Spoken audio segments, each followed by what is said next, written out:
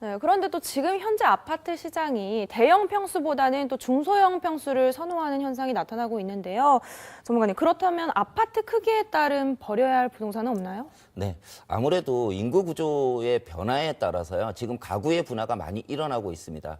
그렇기 때문에 사실은 참여정부 때까지만 해도 우리나라의 아파트 평수의 대세는 아무래도 중대형 아파트들이 많이 인기가 있는 그런 시기였는데요.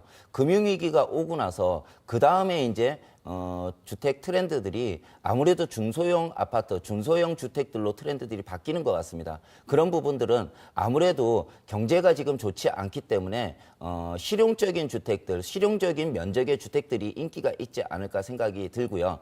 그렇기 때문에 원칙적으로 보면은 앞으로도 가구의 분화는 굉장히 많이 일어날 수 있기 때문에 앞으로 대형 평수의 아파트나 대형 평수의 주택 같은 경우에는 인기가 좀 없지 않을까 생각을 해서 버려야 할 부동산으로 좀 꼽아봤는데요. 사실 그렇습니다.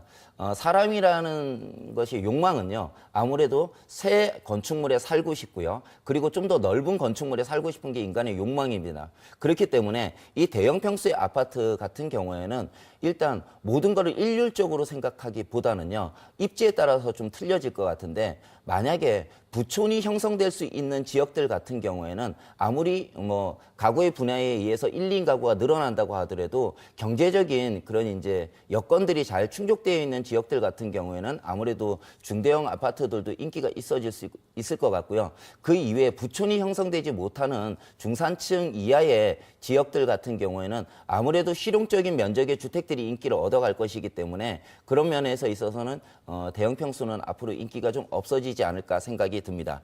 그리고요, 그 다음으로 좀 보셔야 될 게 업무지구가 없는 베드타운의 투자용 주택 같은 경우에는 인기가 없을 것 같습니다.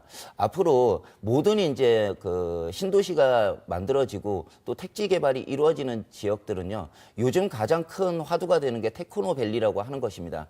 이 테크노밸리라고 하는 부분은 사실은 그 이제 만들어지는 신도시 안에서 일자리를 창출할 수 있는 기업들을 유치한다는 그런 내용인데요. 그런 이제 일자리들이 잘 만들어지게 되면 아무래도 그 안에서 일을 하고 또 주거를 하고 할 인구들이 많이 늘어날 수 있고요.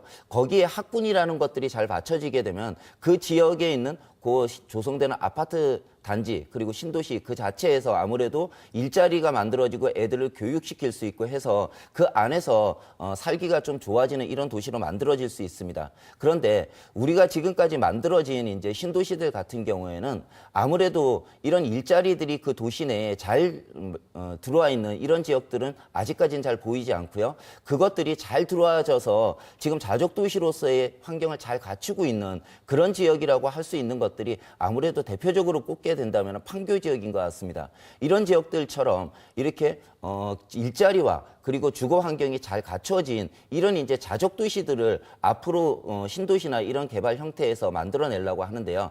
그런 이제 일자리들이 없는 지역들 같은 경우에는 아무래도 일자리를 찾아서 서울까지 출퇴근을 해야 됩니다. 그렇기 때문에 이런 지역들 같은 경우에는 일자리가 안쪽에 있는 테크노밸리나 또는 일자리가 있는 이런 지역의 아파트들보다는 아무래도 인기가 없어질 것이라고 보여지고요.